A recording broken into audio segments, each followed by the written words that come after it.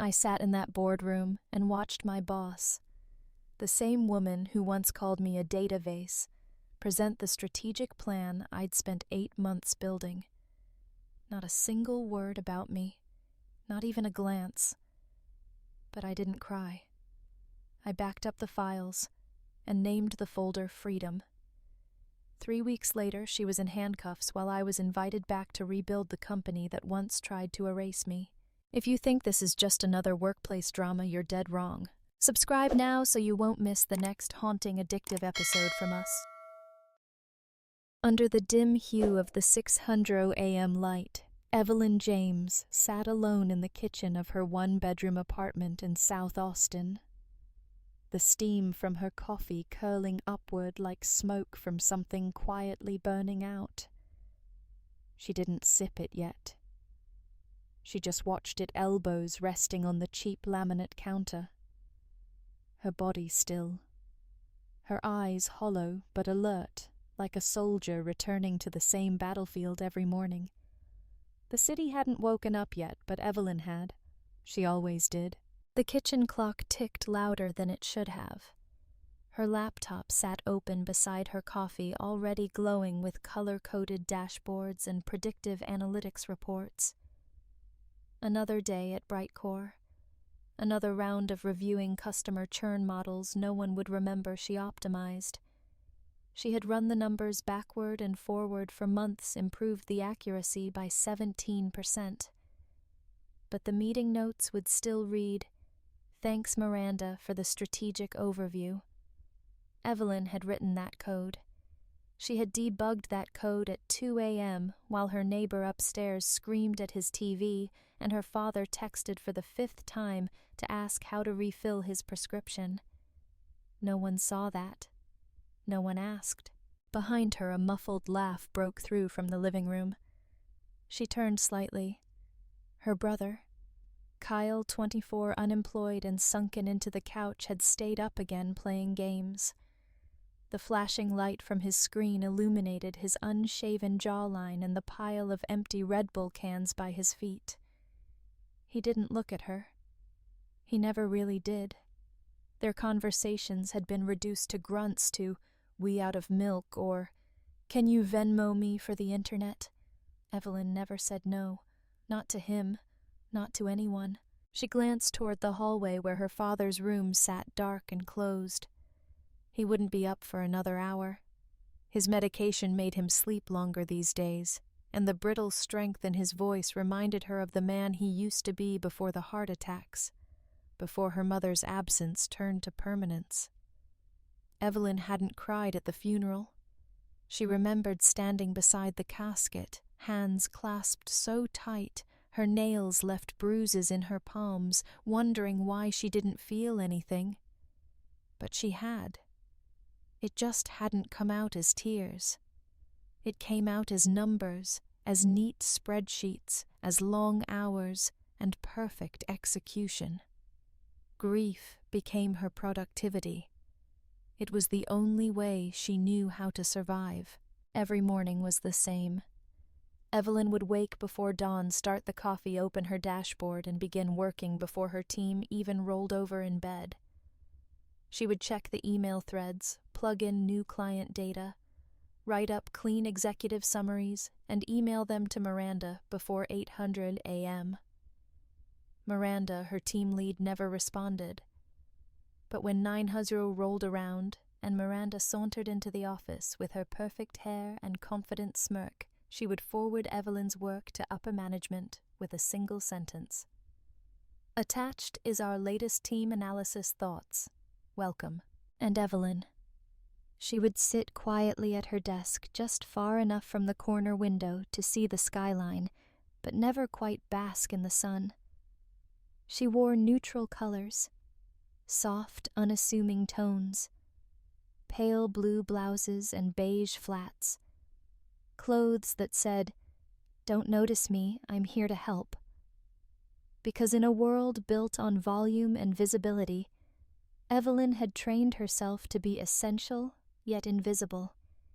She had mastered the art of being needed but never praised, like the foundation of a building unseen until it cracked. The apartment buzzed with silence as Evelyn moved through her morning. She tucked a soft scarf into her bag, her mother's. Ivory with fading gold edges. She never wore it, just carried it. A reminder, not of comfort, of cost. Her mother had been a woman of integrity. She'd once walked out of her job at a boutique chain after discovering the owner was underpaying the cleaning staff. She never found another job after that. Evelyn was 13, and she remembered the way the lights dimmed at home, the tension in the air when rent was due, and the quiet resignation in her mother's shoulders when she folded laundry in the dark. So Evelyn learned early speaking up didn't pay bills. Making waves only got you thrown overboard. But staying silent could build a kind of armor. Cold, thin, and dangerous if worn too long. At 6:45 a.m., Evelyn slipped on her coat, checked her reflection once, and turned to the door. Her brother didn't notice her leave. He was shouting into his headset, swearing at teammates she couldn't hear. Her father didn't stir. Evelyn walked down the apartment hallway, heels muffled on old carpet hands tucked in her coat like she was bracing for winter. She always walked the same path to the bus stop past the overgrown lot and the graffiti-stained corner store where high schoolers skipped class to vape. She kept her head down, earphones in though there was no music playing. It was just easier that way. On the bus, Evelyn sat alone. Her phone buzzed, Slack messages already lighting up Miranda Sloan. Need those dashboards updated before 9. Leadership wants new projections by EOD. Thanks, love. Evelyn didn't respond. She opened her laptop and started typing. That's who she was. The before the sun worker. The don't worry, I'll fix it colleague. The you always come through woman. And she had been that for so long she started to forget she had a name that wasn't just someone else's convenience. As the city passed by outside the window, construction cranes, glass towers, people with lattes and AirPods. Evelyn wondered how many others were like her, quiet architects of other people's success, bricks in someone else's empire. She wasn't angry, not yet. She was just tired. BrightCore's lobby greeted her like it always did, too cold, too clean, too sterile to feel human. She badged in, nodded to the receptionist, and stepped into the elevator floor 17. As the doors closed, her reflection stared back in the polished steel. Neutral blouse, tired eyes. A woman whose whole existence had become about holding things up her family, her team, her silence. And the thought hit her sharp and uninvited. If I disappeared tomorrow, would anything stop working? The elevator dinged. The doors opened, and Evelyn James stepped out, not as a hero, not as a fighter, but as a woman who for now was still trying to make sense of how it became so easy to forget herself. She didn't know it yet, but this would be the last day her silence was a shield. The conference room was a glass cage on the 21st floor overlooking the skyline of Austin, as if success had a view. At 9:03 a.m., the room was already full suits, polished nails, the scent of roasted espresso ambition disguised as perfume. Evelyn walked in silently, clutching her leather-bound notebook, slipping into the chair closest to the far end. Her usual seat far from the projection screen, but close enough to the door in case she needed to disappear. The quarterly strategic meeting at BrightCore was a production. The kind where PowerPoint decks had choreography and smiles were curated like press releases. Evelyn knew the routine. Sit. Listen. Watch Miranda shine. Miranda Sloan, head of client experience, and Evelyn's direct manager stood tall at the front of the room, framed by the floor-to-ceiling windows like she belonged there. Sleek red blazer, glossed lips, eyes that scanned the room not for connection, but control. She tapped the screen. The first slide appeared, Client Behavior Optimization. Q3 LEAP plan. Evelyn's stomach turned. She had named the file LEAP 8 months ago. A private working title in her system for the behavioral segmentation model she had developed on her own time. The model that combined interaction frequency, predictive loyalty analysis, and neural response scores. The model she had tested across 3 departments using sample client data. The model that had turned vague gut instinct into something measurable. Miranda clicked to the second slide: graphs, heat maps, retention forecasts, all Evelyn's. But Miranda's voice was clear, confident. We've been exploring a radical shift in how we retain our top-tier clients. After careful analysis and pilot implementation, we believe this model developed under my leadership represents the future of behavioral mapping in SaaS services.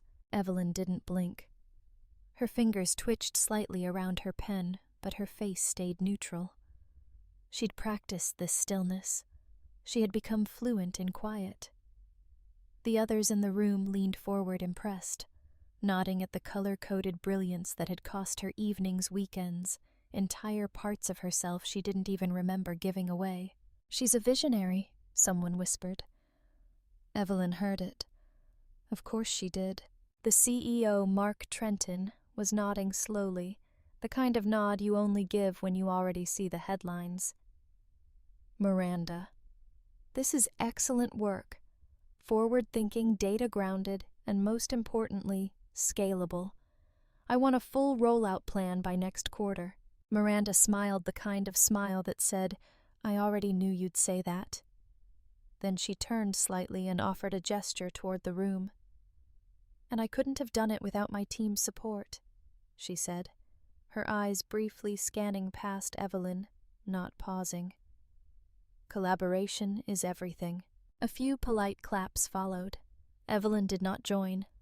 She stared at the slide that now read Behavioral Retention, the Sloan Framework. Her jaw tightened so hard her ears rang. The meeting ended with muffins and shoulder taps. Miranda floated through the crowd, accepting praise like she was born for it. Evelyn gathered her notes, blank pages mostly. What was there to write down when the words you had lived with for 8 months had been torn from your mouth and worn by someone else? By 6:30 p.m., the office had emptied. Evelyn sat alone in the corner cubicle, staring at her screen where the shared drive folder named Quarterly Contributions had been updated. She opened the PDF. Her breath hitched. The section labeled Behavioral Optimization Model no longer had her initials at the bottom. The metadata had been stripped. Her name wasn't mentioned once, not in the notes, not in the bibliography, not even in the footer tags where she always left a quiet signature EJV3.4. Gone. She didn't even realize she was crying until the cursor blurred. Her fingers hovered over the keyboard like they might type something. But what? Please give me credit. That was mine. What does a woman say when her voice has already been translated into someone else's version of brilliance? She closed the laptop. By the time she got home, the city had curled inward into its own tiredness. Neon lights blinked lazily, and the elevator in her building made its usual groan up the shaft. Her apartment was dim, save for the faint blue light of Kyle's monitor in the living room. He didn't say anything when she walked in. Just a grunt. His headset was on. He was shouting into a fantasy world where points mattered. Evelyn dropped her bag by the door and moved into the kitchen. She didn't turn on the lights. She didn't need to. She knew the way by heart. She poured a glass of water, drank half of it, and stared at the backsplash green tile cracked in one corner. She had always meant to fix it. But fixing things that didn't scream for attention had become a forgotten art. She sat on the couch, opened her laptop again. She needed to see it one more time, needed to know it wasn't just a trick of exhaustion. She pulled up the internal documentation archive, clicked the project folder, opened the summary draft, scanned the contributor log. 3 names listed. Hers wasn't among them. Her body felt still, but not in the calm way. still like a building seconds before collapse. Like gravity had decided to hold everything in place for one last breath. She opened her personal folder on the desktop. Inside, old drafts of the model. Version 1.2. Version 2.6. Hand-drawn mind maps she'd scanned. Even voice notes of ideas she whispered into her phone while riding the bus or brushing her teeth. Her entire thought process cataloged, built, refined, reduced to digital dust in the corner of a hard drive no one would ever open, except her. She pulled her knees to her chest laptop warm against her thighs and stared into the glow of the screen. The cursor blinked in a blank email. She typed Miranda's name into the recipient field, then paused. Her fingers hovered. She wasn't ready to send it, not yet. Instead, Evelyn highlighted the words on the screen and deleted them. Then slowly, methodically, she created a new folder on her desktop. She named it Freedom All Caps, and inside it she dragged every file, every note, every whisper of the work she had built. Then she closed the laptop. The room was silent except for the occasional click from Kyle's controller and the distant sound of tires splashing through the wet city outside. Evelyn sat in the dark, the only light the memory of something stolen, and the beginning of something that quietly had just begun. The morning after the strategy meeting, Evelyn arrived at the office earlier than usual, not out of habit this time, but because she hadn't slept. Her mind, a tangle of images and equations, had played the same memory on loop, Miranda's voice echoing her words, Miranda's smile painted over her work, and the silent room that clapped for the wrong person. Her hand trembled slightly as she scanned her keycard. The scanner beeped green, but something inside her stayed red. The floor was empty. The janitor was still wiping down smudges from the glass doors, and the humming fluorescent lights hadn't fully warmed. Evelyn stepped into her cubicle like someone entering sacred ground desecrated. She placed her coffee down, powered up her monitors, and opened her work queue. She wasn't sure what she was looking for, just that she couldn't keep pretending. Not anymore. Her eyes moved quickly, scanning through retention reports she had compiled for the LEAP model's pilot phase. Just maintenance, she told herself. Just tying up loose ends. But even as she worked, something itched at the back of her mind, an inconsistency she couldn't name, only feel. A graph that didn't arc the way she remembered. A metric, slightly off. She clicked into the payment ledger. At first it looked normal. Monthly client renewals, standardized fees, quarterly upcharges. But something tugged. She isolated a few accounts Tier 3 clients who had beta tested her model and opened the associated billing entries. Then she saw it, a line item labeled Research Allocation, Internal Enhancement, appeared 3 times over the course of 5 weeks. Each transaction was clean round identical $6,000 flat. That wasn't normal. BrightCore didn't bill clients directly for internal research, and certainly not Tier 3 clients who didn't have advanced access. Evelyn opened another account. Same label, same amount, same spacing between dates. She opened a third, a fourth. By the 7th client, her pulse was no longer steady. She copied the account number listed on the ledger and cross-referenced it against BrightCore's approved vendor directory. It wasn't there. She ran it again in the external payment history folder, one she had only peripheral access to thanks to her analysis clearance. It matched something else, a company called Novus Insight Group, LLC. The name rang no bells. Her fingers worked faster now, pulling public business records. Novus Insight was registered in Delaware, listed under a holding account belonging to a larger shell firm named Sloan Ventures. Sloan. Her vision blurred. She blinked it clear. She found the registration date.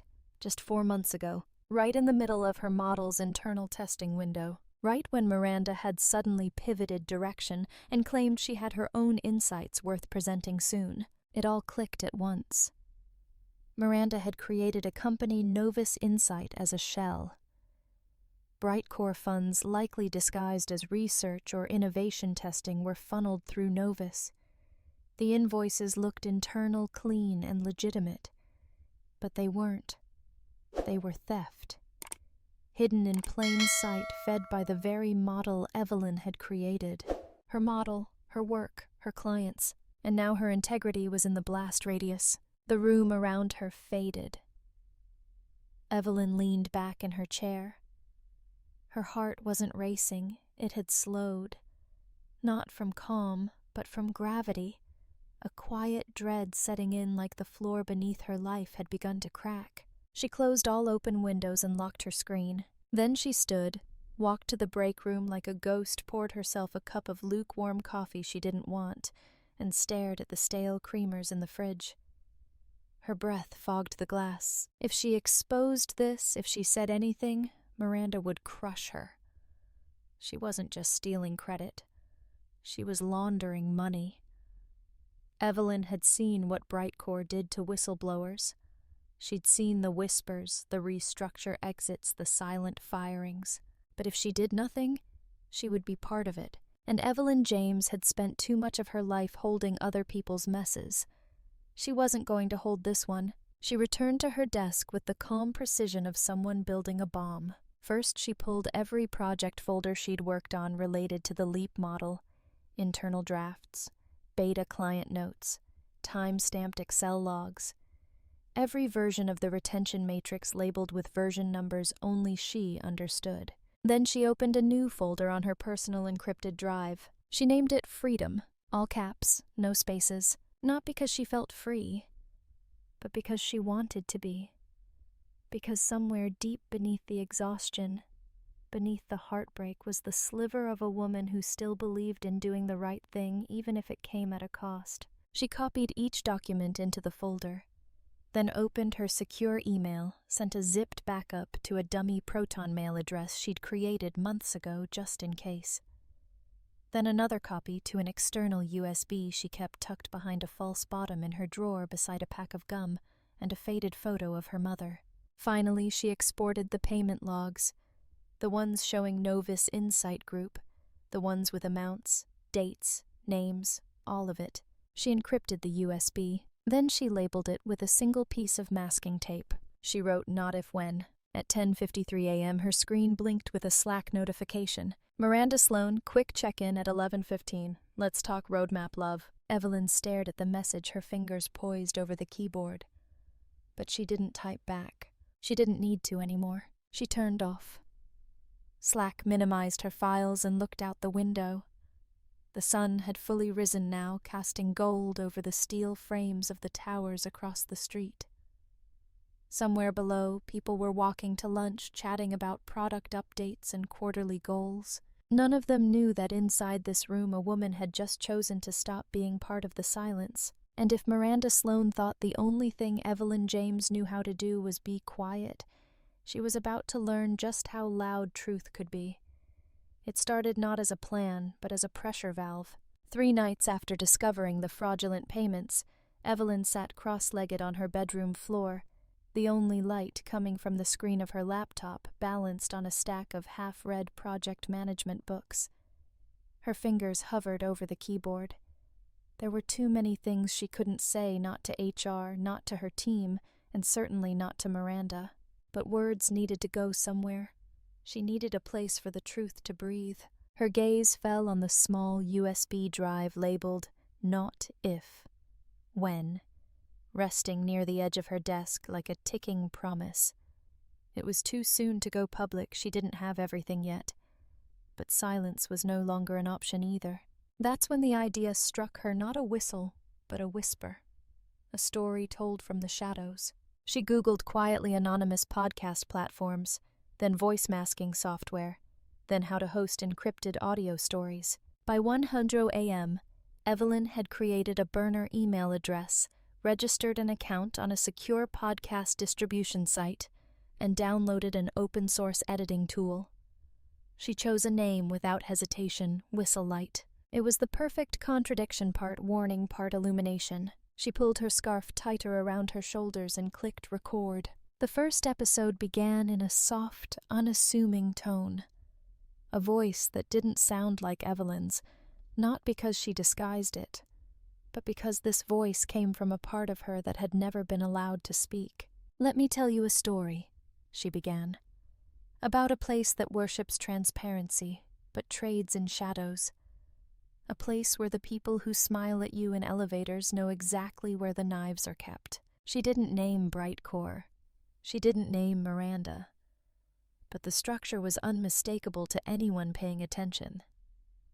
She changed names, blurred details, and painted a company that could have been one of 1,000 others, yet it felt specific, sharp, real. She spoke of a manager who took credit for work she didn't understand, of a department that funneled funds through a side-door shell company, of a worker who had once believed that doing your job well would protect you. That first episode was just 13 minutes. She posted it at 2:14 a.m. She didn't share it. She didn't tweet. She didn't tell a soul. But it didn't matter. By the end of the next day it had 47 plays, and by the following Friday over 600. Something about her voice, the calmness laced with quiet rage, latched onto people. It wasn't a rant. It wasn't a takedown. It was a story, told in dim light, with the kind of closeness that made listeners lean in.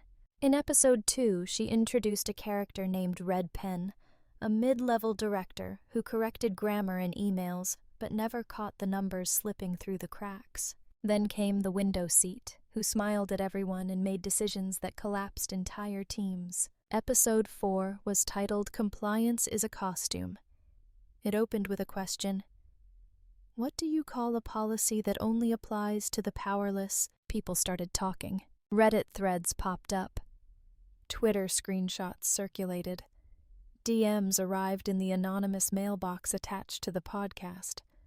Some were angry. Most were grateful. "I thought I was alone," one said. "Now I'm just angry," said another. "Keep going," dozens wrote. "Please, keep going." She kept her routine the same at BrightCore. Walked the halls, attended meetings, answered emails with precision. She even thanked Miranda after their weekly 1-1, even as she secretly recorded dates, timestamps, email trails. No one suspected Evelyn. She was too quiet, too agreeable, too small. That was her armor. But in the night, she transformed. Whistlelight became something more than just a podcast. It became a reckoning in slow motion. Each week, her episodes peeled back a layer of corporate deception, of workplace gaslighting, of the ways companies claim to be families while setting fires behind closed doors. Episode 7, titled "The Applause Room," featured a story of an employee whose innovations were paraded at board meetings while she was instructed to remain in the break room to keep things running. The episode ended in silence, 13 seconds long. 13 seconds to honor the 13 hours of unpaid overtime that employee had worked each week. By the time Evelyn released episode 8, deleted credit, the whispers had reached the halls of BrightCore. Someone had posted the link in the company Slack, then quickly deleted it. But not before it had been clicked. "I think it's about us," someone muttered during a coffee break. "Did you hear the voice? She sounds familiar," but no one could say for sure. That was the magic of it. Whistlelight wasn't just Evelyn's story. It was everyone's story. Any person who had stayed late to clean up someone else's mess.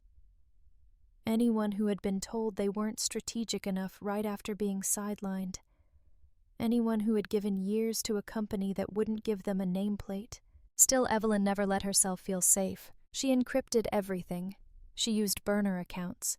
She backed up each episode onto an offline hard drive she kept in a locked drawer beneath her bed under a stack of utility bills and a childhood sketch of a house with a blue door. Her face never appeared.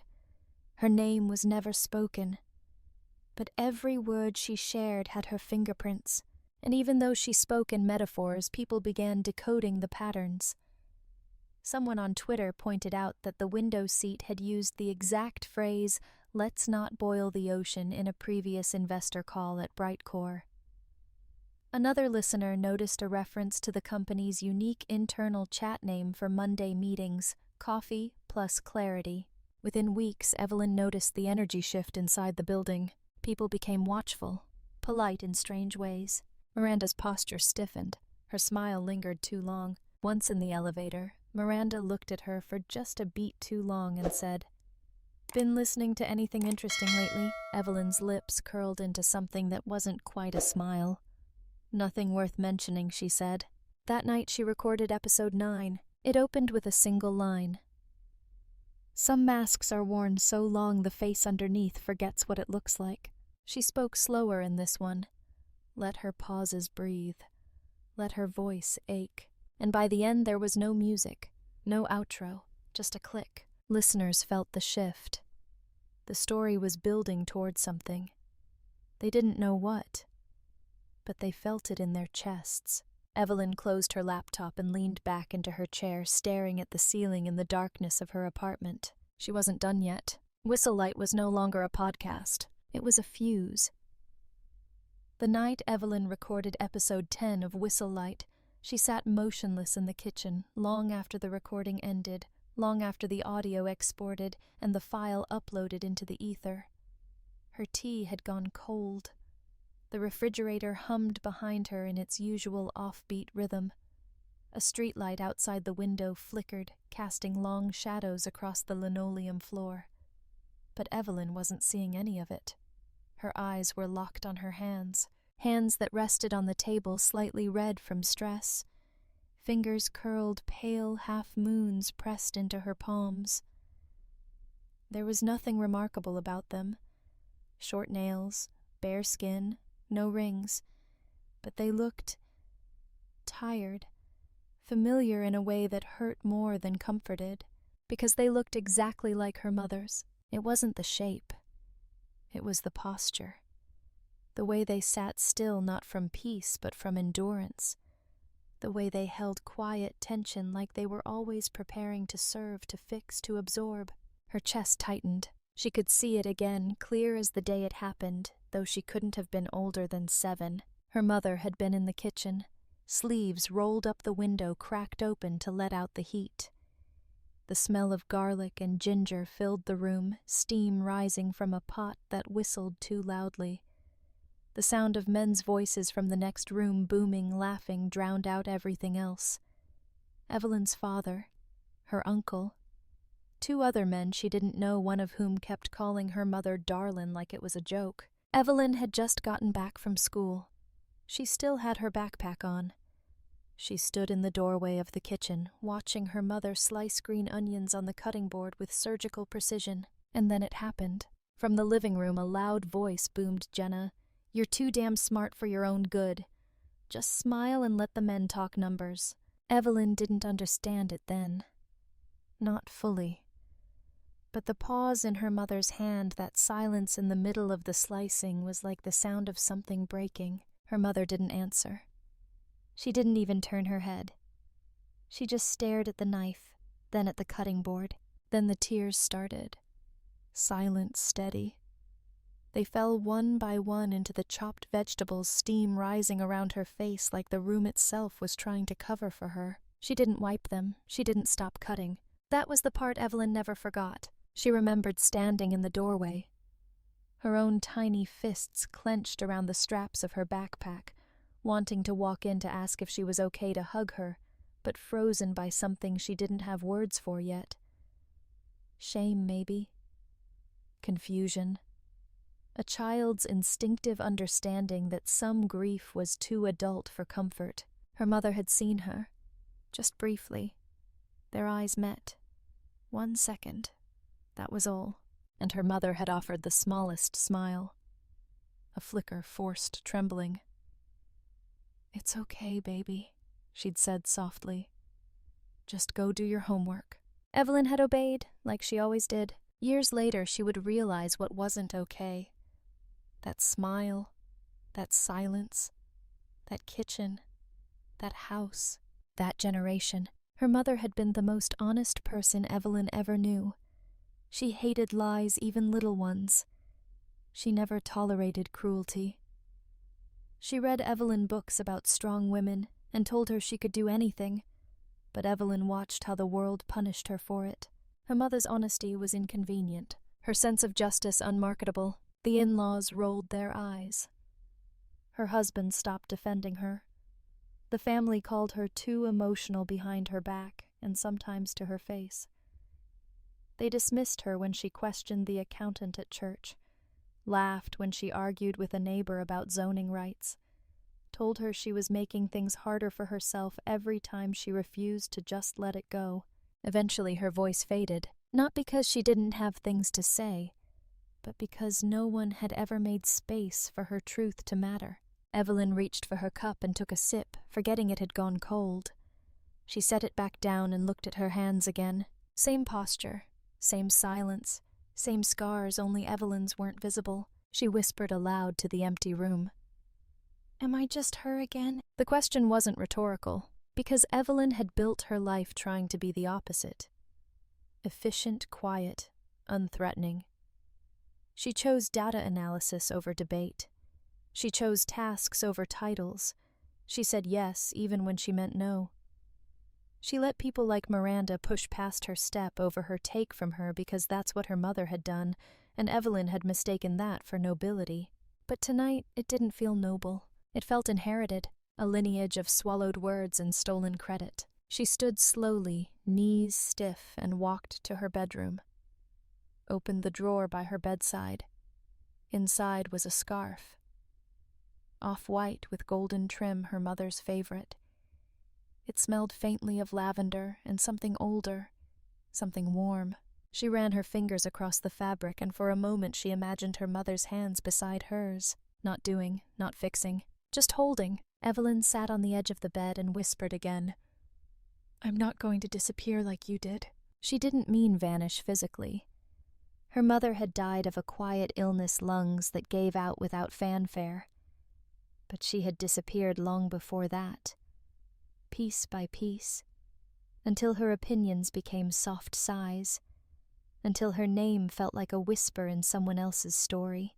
Evelyn couldn't go that way. Not now, not when the world was listening to Whistlelight, not when the fire in her chest was no longer grief but rage wrapped in purpose. Her phone buzzed. A new email. No subject, no signature. Just one line. I think I know who you are. Keep going.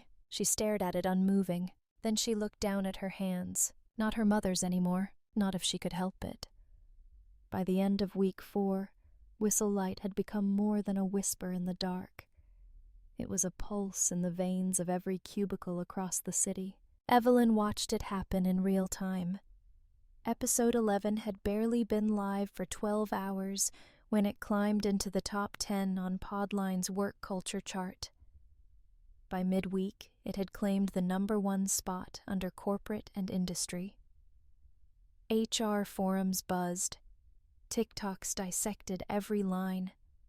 Anonymous memes began floating around Slack channels, screenshots of fictional The Window Seat paired with captions like, "Don't boil the ocean, just boil the whistle." Inside BrightCore, the atmosphere turned viscous, like the office air itself had grown heavy with the tension of unspoken accusations.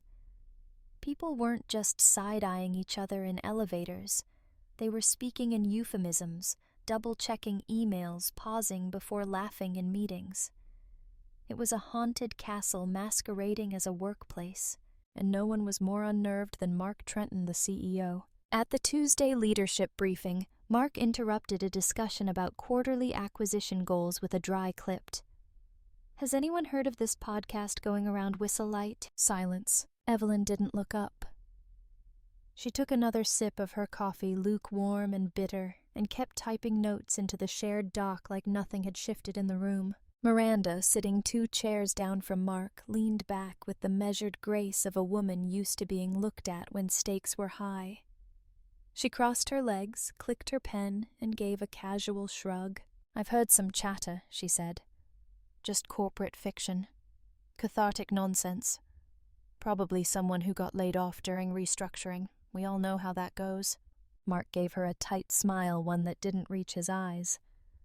Sure. But some of it's detailed. That word hung in the air like a dart stuck in drywall. Miranda nodded once as if to signal the conversation was beneath her. But Evelyn didn't miss the way her knuckles tensed against her notebook, or the way she glanced too quickly at Evelyn before looking away. There it was, the seed of suspicion. It had taken root. and it was growing. By Thursday, Evelyn's name had been mentioned in hushed tones more than once. In the break room, 2 junior analysts fell silent when she walked in. In the elevator, a sales rep looked her up and down as if trying to match a voice to a face.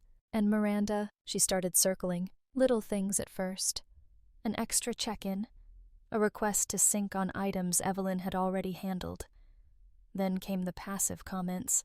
Evelyn, we don't want to overwhelm leadership with too much detail. Okay, let's keep things streamlined for now. Some people get confused by too much transparency. By Friday, Evelyn found herself removed from 2 key client threads and reassigned to a lower impact account. No explanation, just a forwarded message effective immediately. She knew the pattern. This wasn't a coincidence. Miranda was beginning to believe it. But belief wasn't proof, and Evelyn had built her life on understanding the difference. So she doubled down. That night, after the office emptied out, she stayed behind. Not unusual for her. That was part of the camouflage. She pulled up payment records again, combed through metadata, took screenshots with timestamps, annotated account IDs, traced invoice trails from Novus Insight LLC to 3 other shell vendors, all traced to a single Wells Fargo business account in Florida linked to a digital signature bearing Miranda Sloane's initials. She saved every piece. She encrypted it. She copied it onto a USB drive, one of 5 she kept hidden in a drawer behind her desk, labeled with old coding jokes no one would think twice about null pointer 404 Hope loop break. Then carefully she placed loop break into a padded envelope, addressed to Maxine Leclerc, attorney at law. Fun 08, Wildflower, Bulvie, Suite 3, Austin TX. Maxine wasn't just Evelyn's best friend. She was her contingency plan. They had met years ago in a local Women in Tech panel. Maxine had spoken about whistleblower protections, how corporate loyalty had boundaries, how truth-tellers were rarely rewarded but always necessary. They'd gotten drinks afterward. Maxine was smart in the kind of way that made Evelyn feel seen instead of small. Over time, she had become Evelyn's sounding board, the only person Evelyn ever let see beneath the calm surface. 3 weeks ago, Evelyn had sent her a quiet text. What's the threshold for too much to stay silent? Maxine had replied in 1 word less than you think. Now Evelyn was sending her more than a question. She slipped the envelope into a drop box 2 blocks from her apartment. Her coat zipped to her chin, earbuds in music playing softly though she wasn't listening. Back home, she placed the remaining USB drives into a small fireproof lockbox beneath her bed, beside the scarf that still held her mother's scent. Then she sat down at her desk, opened the Whistlelight dashboard, and watched the download numbers climb. Tens of thousands now. Someone had even started a subreddit. A fan theory thread debated whether Red Pen was actually 2 different people from different departments. Another argued that Whistlelight had to be made by someone inside BrightCore. There's no way an outsider would know about the policy nicknames or the Floor 17 printer error that got swept under the rug last quarter. They were right, but no one could prove it. Not yet. And Evelyn, she was ready. She opened a new draft for episode 12. Title: The Difference Between Knowing and Proving. Then she hit record and spoke, not louder, just sharper, because now the walls were listening, and she wanted them to. The first message came in at 2:11 a.m. Evelyn was seated at her kitchen table, shoulders hunched, editing the final lines of Whistlelight episode 10. The room was silent except for the low hum of her old refrigerator and the occasional clink of her spoon against a coffee mug that had gone cold hours ago. Her cursor blinked against the waveform as she listened for the 4th time to the ending. And sometimes when the light is too harsh, the truth hides in shadows built by budget lines no one's supposed to see. The story was vague, yes, but too sharp to ignore. She'd spoken about a phantom fund known only to 3 top execs. A hidden pool disguised as innovation research rerouted through shell entities feeding itself like a snake with 2 heads. It was true, and it was hers to tell. Then her phone buzzed, screen lighting the dark like a match. Unknown number. No contact photo. Just a single text. Stop digging or you'll lose everything. Evelyn stared at the message for a full minute, the silence now unbearably loud. Her fingers hovered above the screen, trembling slightly. A second message arrived before she could decide whether to respond. "You're not invisible. We see you." Her breath caught. She didn't reply. Didn't move. She just sat there, phone in one hand, the other clutching the edge of the table to keep herself anchored. Her heartbeat thundered in her ears. And for a moment, just one suspended, splintering moment, she considered deleting everything. The episodes, the backups, the folder marked freedom. Every trace of this rebellion she had built in the dark. But then she remembered her mother's voice, quiet, sharp trembling in the kitchen all those years ago. "They'll only stop if you stop." Evelyn put down the phone, and she kept editing. By sunrise, Whistlelight episode 10 was live. She titled it "The Account That Wasn't There," and she didn't hold back. She described the ghost payments, round numbers sent from one internal budget reappearing in vendor accounts that didn't exist in payroll. She detailed how company language, flexible resource routing, invisible assets had become euphemisms for unethical funding flows. She never said BrightCore. She never said Miranda. But anyone inside the building knew. The episode landed like a meteor. By 800 a.m., it had gone viral on Reddit threads for whistleblowers. The comments section flooded with speculation. "This is financial fraud 101," one user wrote. "Somebody's about to get fired or sued." Another said, "This has to be BrightCore. Look at their last investor report." By 9:00 a.m., news outlets picked up the chatter. A junior editor at Tech Circle Weekly published a speculative op-ed titled "When Podcasts Tell the Truth Faster Than Auditors Do." By noon, BrightCore's stock had dropped nearly 6%, and by 3:00 p.m., Mark Trenton, the CEO, had called an emergency leadership meeting. Evelyn sat in that room, 2 chairs from Miranda, trying to control her breathing. Mark paced in front of the whiteboard, sleeves rolled tone, ice cold. "This podcast, this Whistlelight isn't just fiction anymore. There's too much correlation between what's being said and our private systems. Either someone inside is leaking, or someone's been digging into financial data they weren't authorized to see." Miranda leaned forward. "It's strategic character assassination," she said smoothly. "Anonymous stories vaguely framed, designed to seed chaos. Nothing actionable, but still unsettling." She looked straight at Evelyn when she said the word unsettling. Their eyes locked, and in that split-second stare Evelyn knew. Miranda suspected her. She didn't have proof, not yet, but her instincts were circling.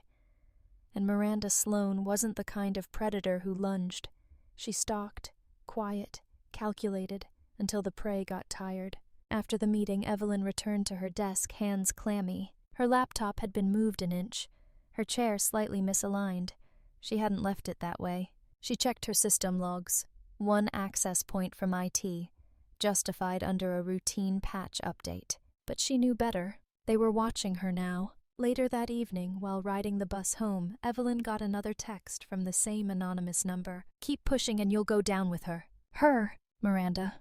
The implication wasn't subtle anymore. They were daring her to stop, and Evelyn was scared more than she wanted to admit. Her hands shook as she gripped the phone, the city lights sliding across the window beside her like streaks of cold fire. She could lose her job, her insurance, her apartment, everything she'd spent years building. One wrong move and it could all collapse, and they knew that. And that was the real threat.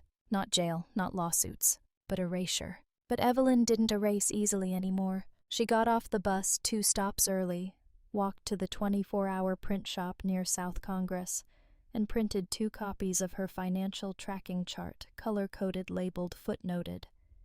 She took the pages and walked to the mailbox across the street. 1 copy went into an envelope addressed to Maxine. The other she kept, folded it in half and slid it behind the lining of her tote bag, right next to her mother's scarf and the small USB-labeled null pointer. That night she lay awake until 3:00 a.m., staring at the ceiling.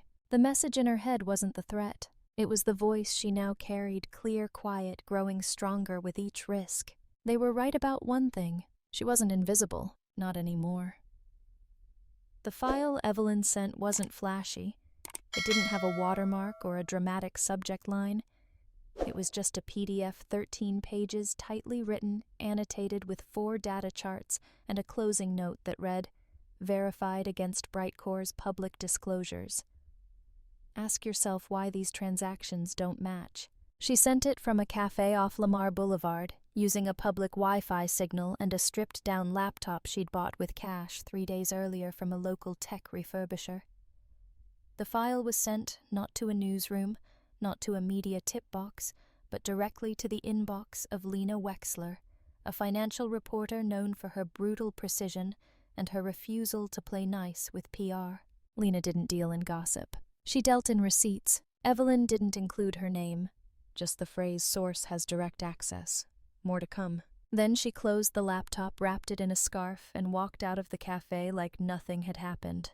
2 days later, the CEO of BrightCore received an anonymous internal ethics complaint. The letter was blunt. Recent financial disclosures appear inconsistent with internal allocation data, particularly regarding vendor payments to Novus Insight Group LLC and Sloan Ventures. Funds misaligned with innovation grants tagged under research diversification. This activity suggests potential fraudulent routing. Attached was a redacted version of Evelyn's original file. Clean, technical, unemotional. The document hit Mark Trenton's desk at 9:12 a.m. By 10:30, an internal audit task force was assembled. By noon, emails labeled confidential, initial review were circulating among legal and compliance staff. And by 3:00 p.m., Miranda Sloan had walked into Evelyn's cubicle with a smile so polished it should have come with a hazard sign. "Hey, Evelyn," Miranda said, her voice soft as breath. "Got a sec?" Evelyn looked up, forcing calm. "Sure." Miranda gestured toward the side conference room. "Let's catch up on priorities. Thought it'd be nice to sync one-on-one." They hadn't had a one-on-one in weeks. Evelyn followed her in. The room was quiet. Frosted glass. A carafe of untouched water. Miranda didn't sit. She stood behind the chair across from Evelyn, fingers resting lightly on the back of it, like she was bracing herself, though for whose benefit Evelyn couldn't tell. "I want you to know," Miranda began with everything swirling around. "Leadership is doing what they can to be thorough. We've opened a review and I'm here to help." Her smile didn't shift. "I think you are too." Evelyn said nothing. Miranda tilted her head, voice lowering just enough to turn sweet into sharp. "I do think it's important that everyone stay focused. Deliverables, precision. We can't afford any distractions right now." There it was, the performance of concern, the warning behind the smile, and Evelyn knew the game, so she played it for now. "Of course," she said. "I'm committed to keeping things clean." Miranda smiled again. "Good girl." The next morning, Evelyn logged into her dashboard and found 3 of her projects had been reassigned. No explanation, just a calendar update and a Slack ping redistributing capacity for optimization. By 2:00 p.m., a department-wide meeting was called. Mandatory attendance. Inside the glass room with its ridiculous industrial chic decor and barely functional temperature control, Evelyn took her seat near the edge. Her hands stayed folded in her lap, palms pressed together like a shield. Mark Trenton opened the meeting with vague nods to current turbulence, external speculation, and internal accountability. Then Miranda stood up. Her face was solemn, measured. She held a printed report in one hand and tapped it lightly against her other palm as she addressed the team. "There's no easy way to say this," she began, "but we've noticed performance inconsistencies within the analytics team. Delays in report finalization, gaps in cross-functional follow-through." Evelyn blinked once slowly. Miranda continued, her tone soft as silk. "And while we know everyone here works hard, we can't allow missed benchmarks, especially now. Which is why we'll be shifting responsibilities from a few team members to ensure quality remains high." She didn't name names, but everyone looked at Evelyn, and Evelyn looked at no one. She just stared ahead, watching Miranda in perfect form, graceful, composed, quietly brutal. This wasn't a conversation. This was a hit. She felt the heat rising in her chest, her throat tightening as her name was erased without being spoken. The demotion wasn't official, but it would show up in the meeting logs, in the emails, in the organizational chart updates. She was being cut from the inside. The room applauded, muted, polite. The meeting ended, and Evelyn sat still until the last person left. Back at her desk, she opened a new email draft. To Maxine. Subject: it started. Body: they're isolating me. Meeting notes confirm performance framing. We need to accelerate timeline. She hit send, then opened her encrypted storage. Inside a new file, episode 12. Title: The Meeting That Wasn't About You. And this time she didn't whisper. She told the story of a worker who was silenced not with threats but with praise so pointed it pierced clean through her. She described what it meant to watch your own erasure carried out by someone who smiled when they cut. And she ended with a single question. If they could do this to her in a glass room full of people, what do you think they're doing in the dark? The episode posted at 10:41 p.m. By morning, 87,000 downloads, and counting. They moved her without warning. On a gray Monday morning, Evelyn walked into BrightCore's gleaming lobby, scanned her badge, and watched the elevator screen blink unexpectedly. Instead of the familiar ding for Floor 17 client strategy, her badge returned a new destination, Floor 6. Facilities, storage, overflow. A tech assistant named Jeremy, who barely spoke 5 words to her in 2 years, appeared from behind the security desk. He handed her a sealed box labeled with her employee ID and offered a tight smile she didn't return. New desk assignment, he said, already looking away. No explanation, no conversation, just redirection. Like moving furniture. She rode the elevator down in silence, her reflection fractured in the brushed metal walls. Her hands gripped the box too tightly. Inside, she could feel her mouse pad, her ceramic mug with the faded constellation print, the notebook she never let out of reach. The doors opened with a hollow beep. Floor 6 was colder, less natural light, more humming hardware and long rows of abandoned workstations. The carpeting was different too. Rougher. Like an afterthought. Like the company didn't expect anyone important to be here long. A new desk waited for her in the far corner next to the IT repair room.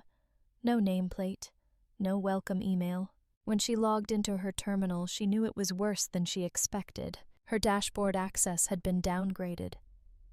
3 core data libraries previously greenlit under her credentials now displayed gray lock symbols with asterisks. When she tried to open one of her own project folders, the screen blinked with a message. Access denied, insufficient permissions. The air in her lungs turned stale. She checked her internal calendar, scrubbed. Not a single standing meeting remained. No invites. No threads. Her Slack access had been pared down too. She was no longer part of the hashtag client optimization channel. The hashtag retention pilot group chat had vanished.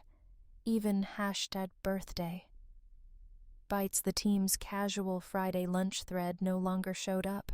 It was surgical. She refreshed twice like it might be a glitch, but it wasn't. Her world, her role had been carved out of existence while she was still breathing in it. At 10:42 a.m., she got an email from HR. As part of organizational realignment, we are streamlining team structures to enhance clarity and efficiency. Your position will continue under the Special Projects Division, Floor 6. Please direct any questions to Miranda Sloan. Miranda, of course. She stared at the screen for a full minute, unmoving. Then she stood. Calmly, quietly. She walked down the corridor and into the women's restroom. Empty, echoing fluorescent shadows flickering on cracked tiles. She locked herself in the last stall, and for the first time in weeks, she let herself break. She didn't sob. She folded. Her back slid down the cold metal door. Knees pulled up, arms wrapped tight around her ribs. Her chest tightened like the air was thinning. Like she was slowly being vacuumed out of the world, and in that stillness between the breath that caught and the one she almost didn't take, came the spiral. Maybe this is it. Maybe I pushed too hard. Maybe they'll win. Her phone buzzed in her pocket. She didn't move at first. The world was too far away. Then with a trembling hand she pulled it out. A message from Maxine. It's time. You've done enough whispering. Now you tell the truth out loud.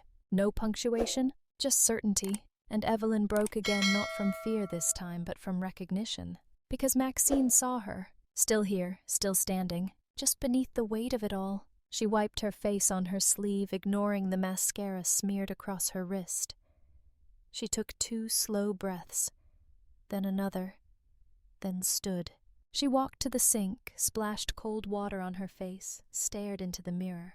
Her reflection looked like a ghost, but behind the eyes something was alive, small, burning, refusing to go out. She walked back to her desk on floor 6, opened her laptop, and started copying files, everything she had left. Even the scraps. Especially the scraps. Meeting summaries, message logs, time-stamped access reports. The kind of details that seemed mundane to most, but that Maxine had taught her were critical in any internal investigation. Then she opened her private drive and recorded a new voice memo. Not an episode, just a statement. One sentence said clearly into the microphone. If you're reading this, I was never rogue. I was right. She saved it, encrypted it, and sent it to Maxine with the subject line tomorrow. Then she closed her laptop, straightened her shoulders, and looked around the cold, empty room that BrightCore thought would bury her. They had stripped her of access, but they hadn't taken her truth. And she wasn't done. She waited until midnight. The city was asleep mostly. Evelyn sat in the dark at her dining table, the overhead light off, letting the soft glow of her laptop screen bathe the room in a kind of quiet defiance. The windows were cracked just enough to let in the chill of early spring, and somewhere in the distance a train groaned over rusted tracks. She'd been staring at the microphone for 20 minutes, fingertips resting on the edge of the desk, like she was holding the surface of the earth still. Tonight was different. She wasn't recording to warn. She wasn't whispering into a void, hoping someone somewhere would listen. Tonight she was done hiding. She opened the audio editor and clicked New Project. The title bar blinked at her. For a long moment she just let it wait. Then she typed The Last Light. A pause. Then record. There was no script, no outline, just breath memory and a story that had finally grown too big to carry alone. Her voice came out lower than usual, measured, deliberate, stripped of softness. But it wasn't cold.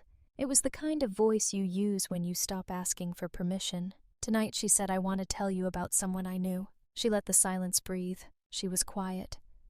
The kind of quiet people mistook for politeness, or fragility, or obedience.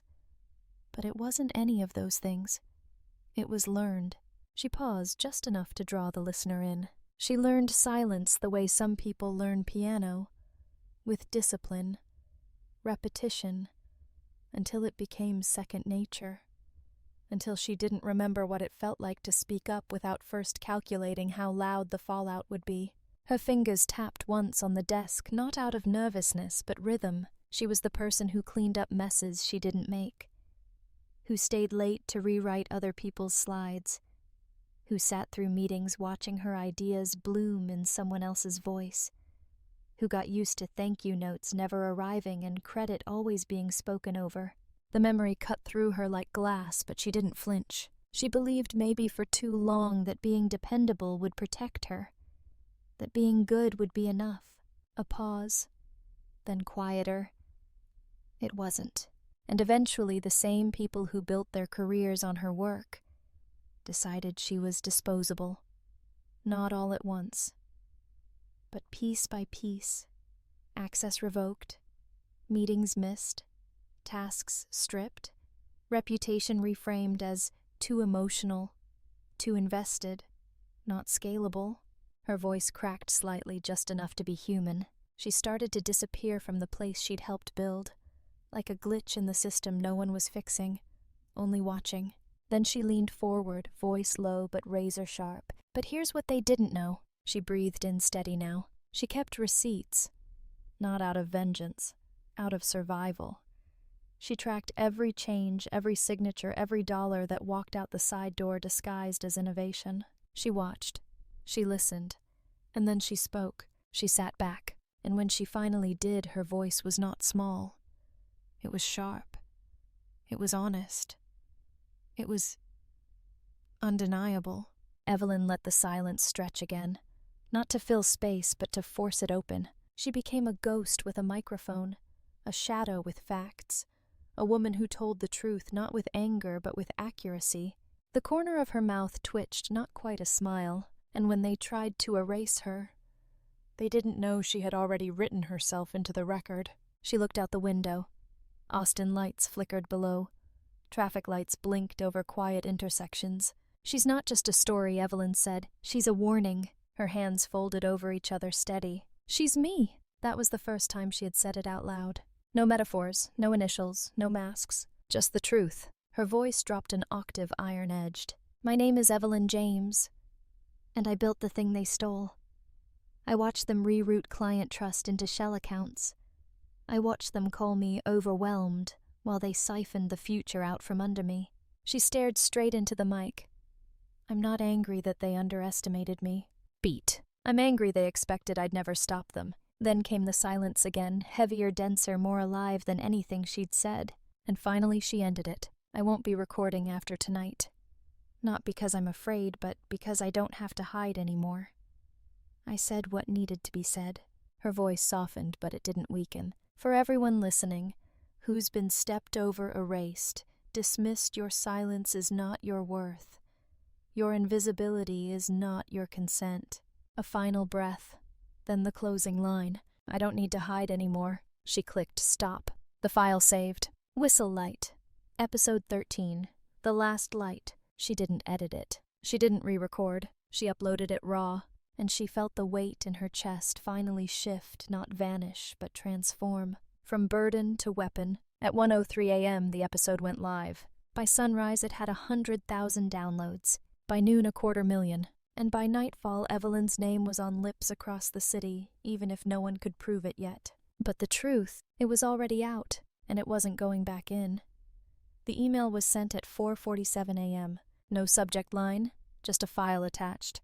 Title: Final Report, Verified Discrepancies and Financial Routing Violations. The recipients were deliberate. Mark Trenton, CEO of BrightCore, the full board of directors, the legal compliance officer, 3 investigative journalists from the Journal, the Financial Watch and Austin Ledger, the Office of the State Attorney General Division of Economic Crimes. Evelyn sat back after clicking send. Her body trembled not from fear anymore, but from the seismic shift she had just caused. The room was still as if the silence around her knew something irreversible had just begun.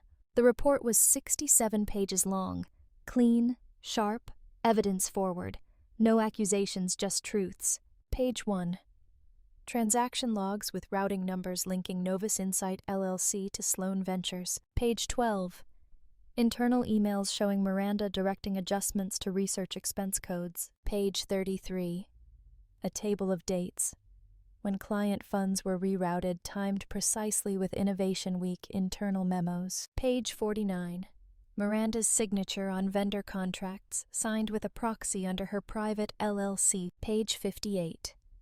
Screenshots of falsified vendor reviews entered into BrightCore's procurement database. Page 67.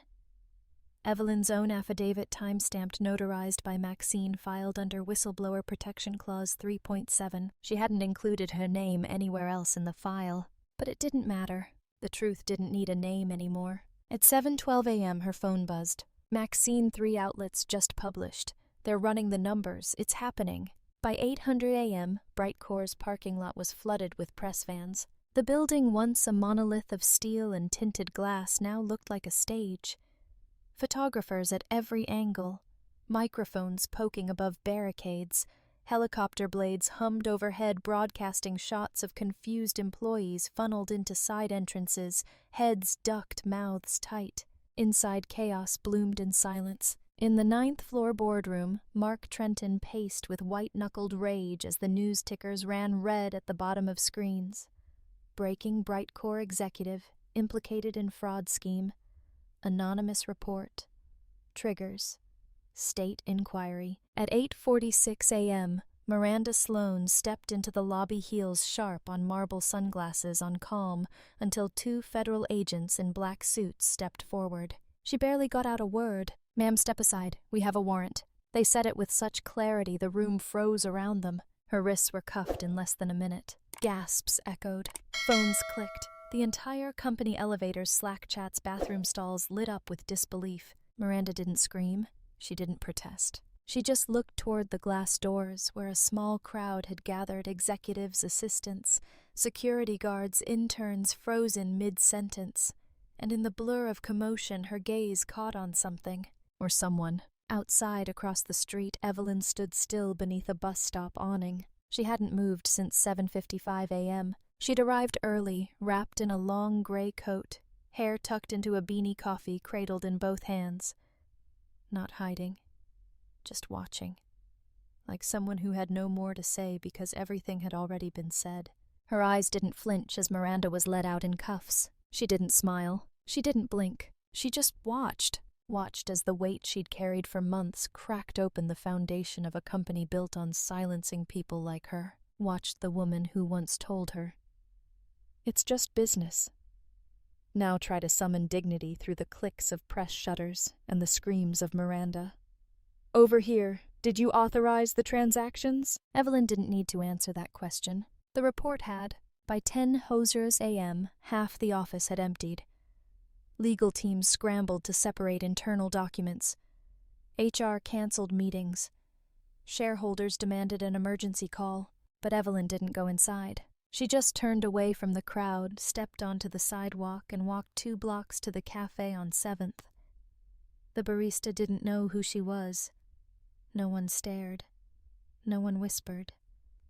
She was just another face in the morning rush, only this one carried something most didn't. Peace. She sat by the window, removed her coat, and opened her laptop not to write but to breathe. The home page of Whistlelight flashed across her screen. Notifications were flooding in. Support messages, screenshots of the arrest, links to articles titled "From Ghost to Guardian." The voice that brought down. BrightCore. Who is EJ, and why is she the hero we needed? She didn't open them. She didn't need to read them. She closed the browser and sat still for a long while, letting the hum of the espresso machine and the murmur of low conversation fill the air. And when Maxine's call came through mid-sentence, mid-breath, Evelyn didn't answer right away. She watched a young woman in a blazer order coffee. Watched a man in a hoodie type furiously on his phone. Watched the world spin on. Then slowly she picked up the phone. "Max," she said. "You did it," Maxine said, voice choked with pride. "It's over." Evelyn shook her head. "No," she whispered. "It's just beginning." It had been 6 years since Evelyn last stepped inside her father's house through the front door. She'd visited sure holidays, birthdays, a few short stops to drop off medication or pay the gas bill. But those visits were always back door, back hallway, polite distance. The kind of visits where conversations hovered just above the surface, safe and dry. But this time she rang the bell. The porch light flickered overhead like it always did. The motion sensor delayed by 3 seconds, still broken, still unfixed. She stood there in her gray wool coat, hands buried deep in the pockets, her breath curling in the evening air. She almost turned back. Then the door opened. Her father stood in the frame, thinner than she remembered.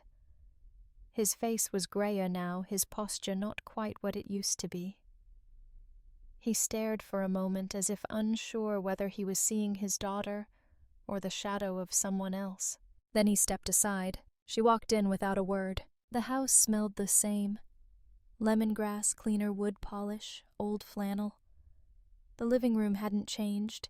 Same green recliner, same dusty stack of National Geographic. Same framed photo of her mother on the mantel, half lit by the table lamp. He cleared his throat. "I saw the news." Evelyn nodded once, setting her bag down beside the coat rack. "I figured you did." He looked down at the floor, his voice quiet. "I didn't know how deep it went." She didn't respond. Just watched as he lowered himself into the recliner like someone sitting in the middle of regret.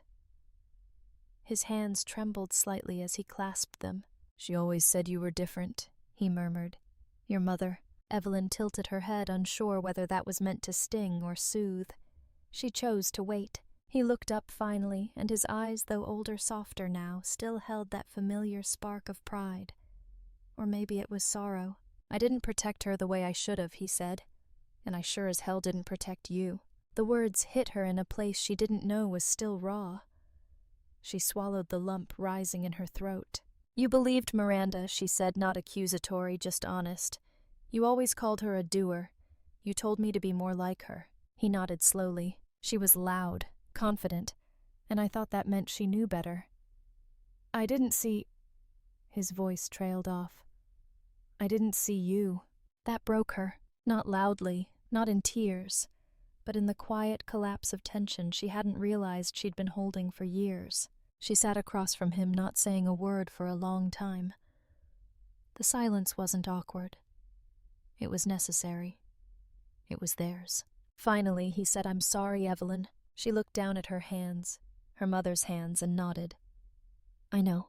They stayed like that for a while, surrounded by the quiet of a house that had once been full of voices and half-finished arguments.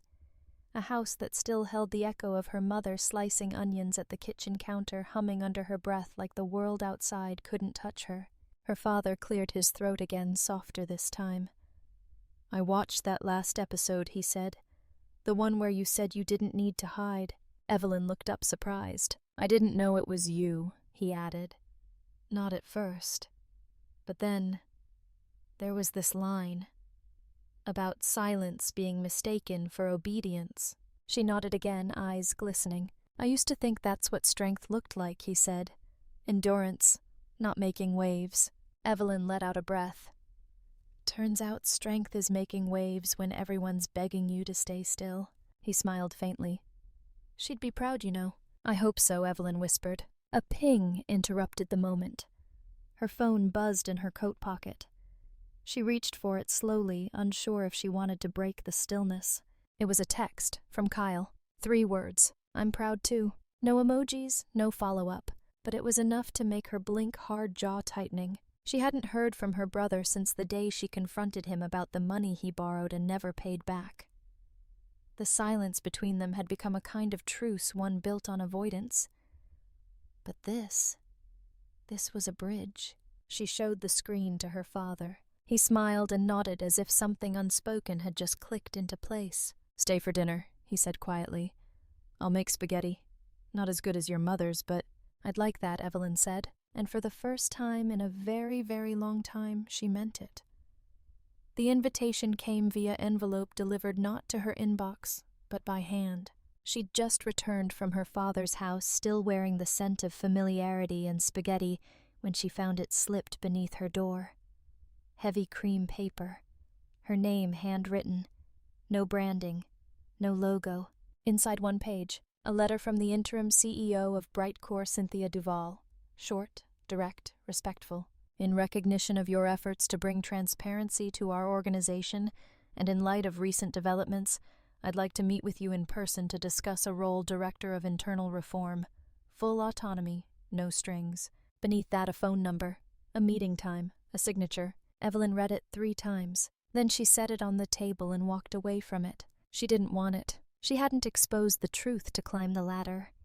She hadn't cracked open the company's glossy facade to carve herself a corner office. She just wanted it to stop. She just wanted to know that no one else would be erased. And yet, that evening she sat across from Maxine at a quiet cafe stirring a cup of mint tea she hadn't taken a sip of in 20 minutes. Maxine read the letter in silence, her lips pressing into a thin line as she finished. "So," Maxine said, setting the page down, "what are you thinking?" Evelyn leaned back, exhausted in the way only a soul could be. "I didn't do this to be promoted. I didn't tear the veil down to become part of the system." Maxine's eyes held her. "I know. I don't want to manage people. I don't want politics. I don't want power." Maxine smiled, not unkindly. "You think that's what this is, power?" Evelyn said nothing. Maxine tapped the letter. "This isn't about status. This is about infrastructure. About pulling up the rot before it takes root again." "They'll resent me," Evelyn said. "Half of them already do." Maxine nodded. "Probably. They'll second-guess every decision, undermine every attempt to rebuild. Some will, Maxine agreed. But others won't.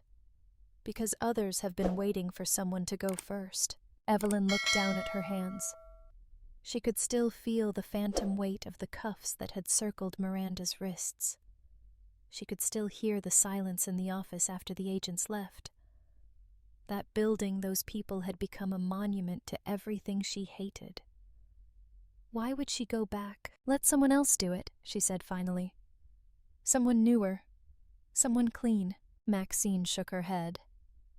No one clean has your scars. And that's what they need right now. Someone who knows what it costs to stay quiet. Someone who bled for that truth and still walked in the next day. Evelyn didn't respond. Maxine leaned forward. You don't want the power, fine. Don't take it for that. Take it for the interns who already started whispering to each other about Whistlelight episodes. Take it for the girl who stays late because she thinks her silence is the price of security. Evelyn closed her eyes. And take it, Maxine said softly, for the version of you who sat alone in the last stall of a corporate bathroom and thought it was over. The silence between them was full. When Evelyn finally spoke, her voice was quieter but clearer than it had been in months. I'm scared, she said. Maxine nodded.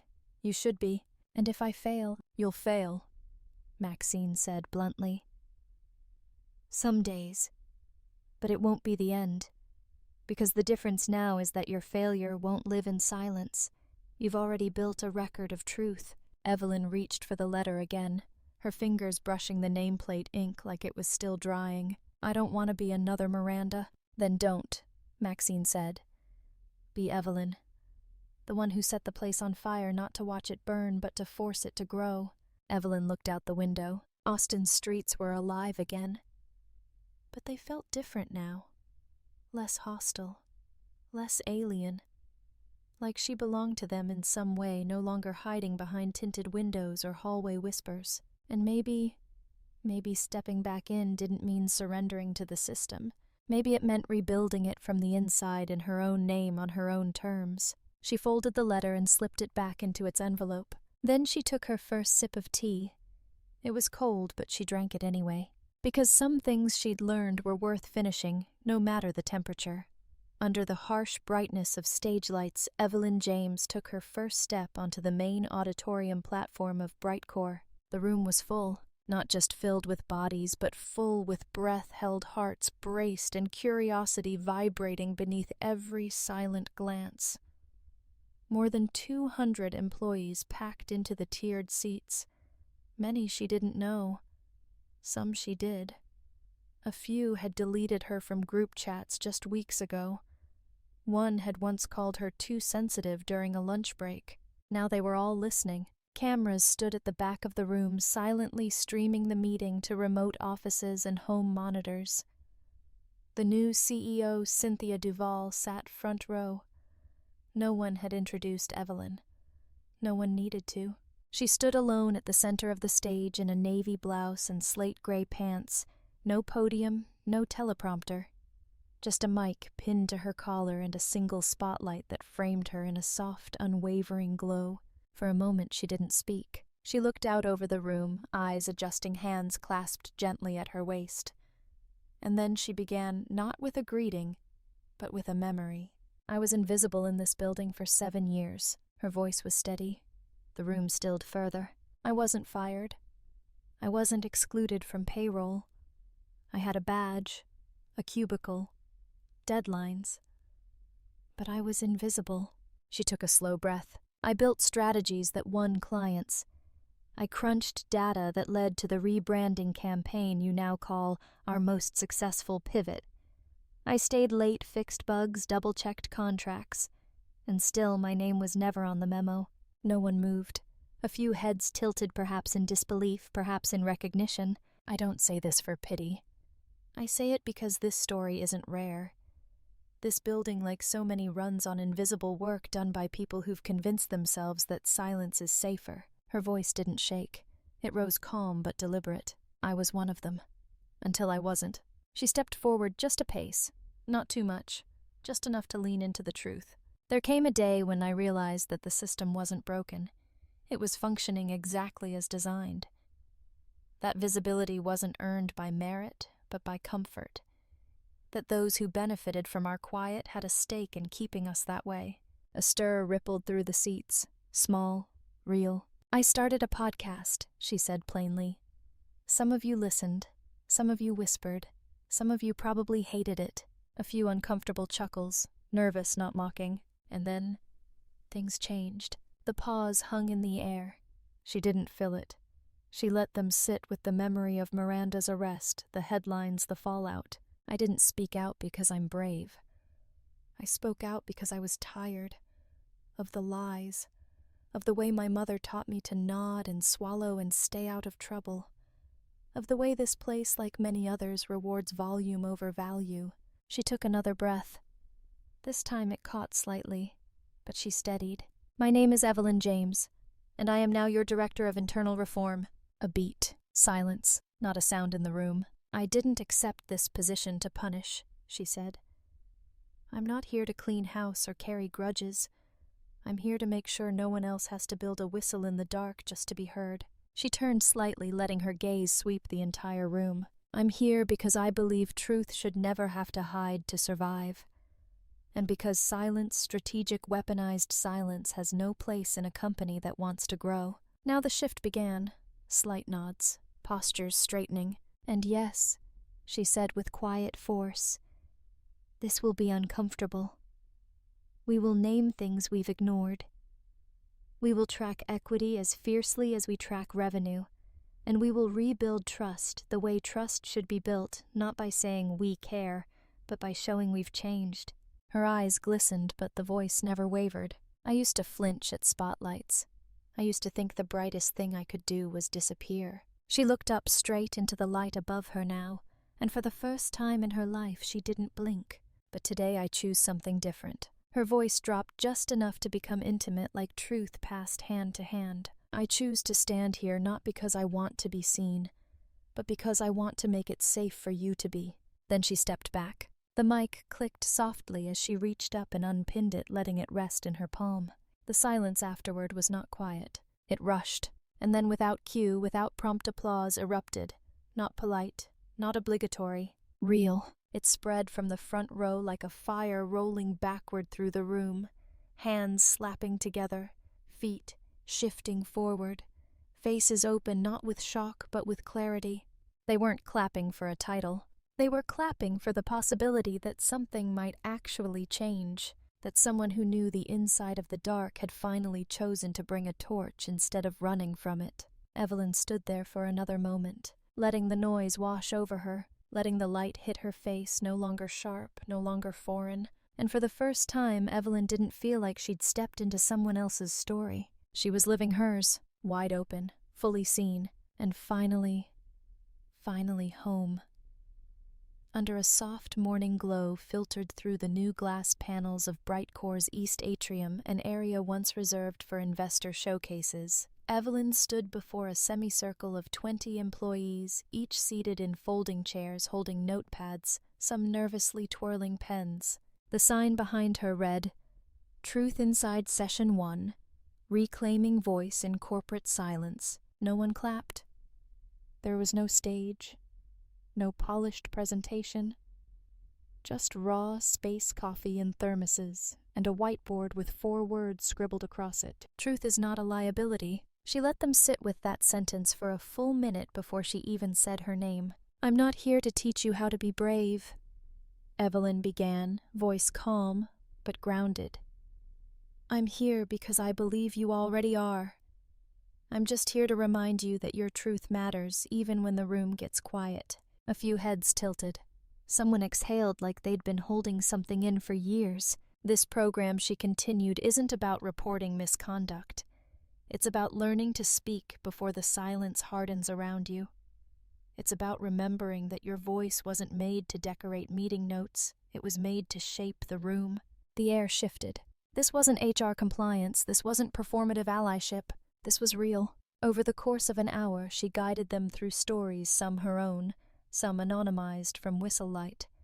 She used prompts. When did you first silence yourself in a meeting? What part of you do you leave at home each morning? Whose silence are you unintentionally protecting? One young analyst, Miguel, shared how he'd seen a department lead mock a female intern's accent in an off-site retreat, then watched that same lead get promoted 6 weeks later. I told myself it wasn't my place, he said, voice shaking. Evelyn didn't interrupt, didn't comfort.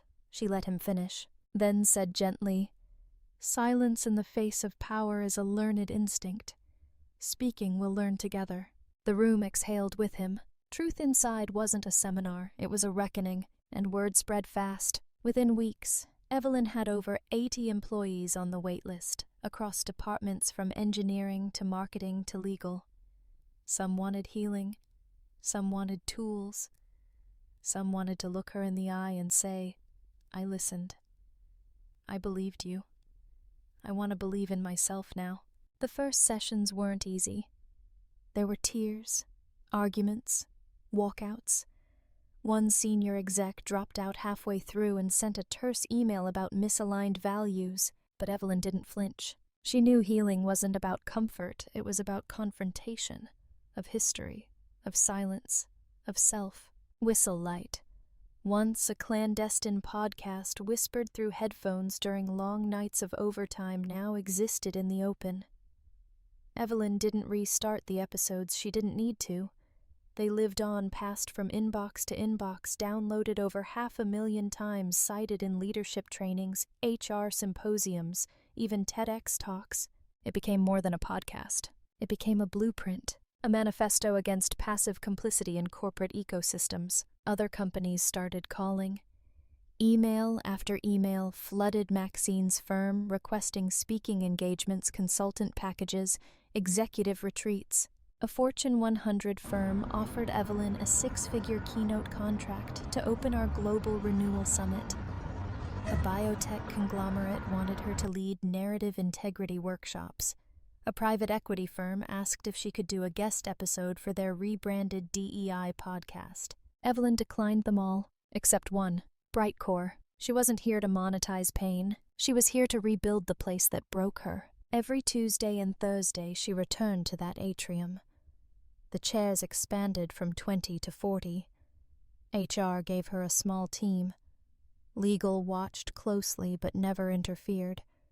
And slowly, one conversation at a time, the company began to shift.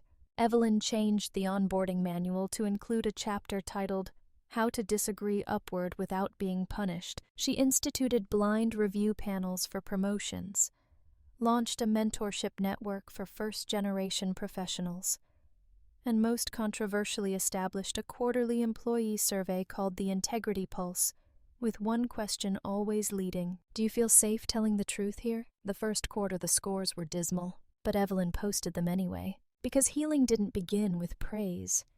It began with exposure. She stood in the truth she demanded of others. She modeled the courage she once had to whisper, and the people followed. Not all, not at once, but enough. One morning, a junior associate named Lena approached her after a Truth Inside session. The girl looked barely 23, glasses slipping down her nose, fingers gripping a notebook like it was a shield. "My mom listened to your podcast," she said almost in a whisper. Evelyn turned gently. "Yeah. She worked in finance for 20 years, always kept her head down. Said that's just how it was." Evelyn waited. "She quit last week," Lena said. "Started a grant foundation. Said she wanted to fund women who don't want to stay quiet anymore." Evelyn didn't smile, not immediately. She placed a hand on the back of Lena's notebook. "Tell her she started something. And so did you." And in that moment, Evelyn knew this wasn't about revenge. It was about reclamation, of space, of breath, of voice. She hadn't come back to be a symbol. She came back to plant something stronger than fear. And every Tuesday and Thursday, in a sunlit corner of a once unreachable building, that seed grew. Under a wash of soft amber sky, Evelyn James stepped through the glass doors of BrightCore one last time, not in exile, not in defeat, but in decision. The lobby behind her buzzed faintly with evening farewells. ID cards scanned elevators, whispered closed sneakers, squeaked across polished tile. but Evelyn moved through it untouched, like a tide parting around her. The building she once feared, the one that dimmed her, used her, tried to erase her, now stood behind her like an echo, still tall, but no longer towering. She paused on the final concrete step outside. The air was cool, kissed with the early breath of dusk.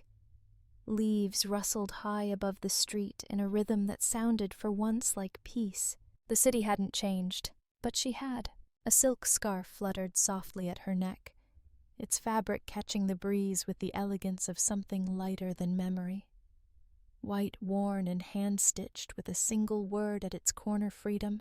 Not printed, not branded, sewn. She ran her fingers over the embroidery just once, grounding herself. That word once, a password, once a secret, once a lifeline, now danced openly against the wind, no longer hidden behind encryption or whispered through anonymous files. Now it lived on her. She looked across the street at the cafe where she once watched Miranda be led away in silence. She looked at the second-floor window where she'd once sat, unsure whether to scream or stay quiet. She looked at the corner of the block where she'd once waited for a bus, heart racing, afraid of being followed, afraid of being exposed. All those ghosts still lingered, but none of them held her anymore. From inside the building she heard laughter, real laughter, not forced. Somewhere someone shouted goodnight across the floor with unpolished joy. There was something new in the bones of the company now. She hadn't done it alone, but she had started it, and she had stayed. Not out of vengeance, not for redemption, for truth. The sun dipped low behind the skyline. Gold bled into lavender, then into a deep, serene blue. Evelyn tilted her head up and closed her eyes, letting it wash over her. In the distance she could hear the faint jingle of a dog collar, the roll of a skateboard wheel, the hum of a city unaware it was witnessing someone's final chapter in a story that had begun with silence. Her phone buzzed in her coat pocket. She didn't check it, not because she was avoiding, but because for the first time in years, there was nothing urgent to run toward. No fire left to contain, no voice to raise, no voice to. She had spoken. She had written herself back into the story, and now she was ready to live the next one. As she stepped off the curb, the silk scarf caught a gust of wind and lifted behind her, ribboning through the air, like it remembered what it was stitched to do, and with eyes shimmering not with tears, but with something stronger. Evelyn whispered into the wind, "Freedom isn't walking away from the place that broke you." She took a breath, a long, full-owned breath. It's returning, standing tall, and rewriting the truth in your own voice. Then she walked forward toward the sunset, and didn't look back.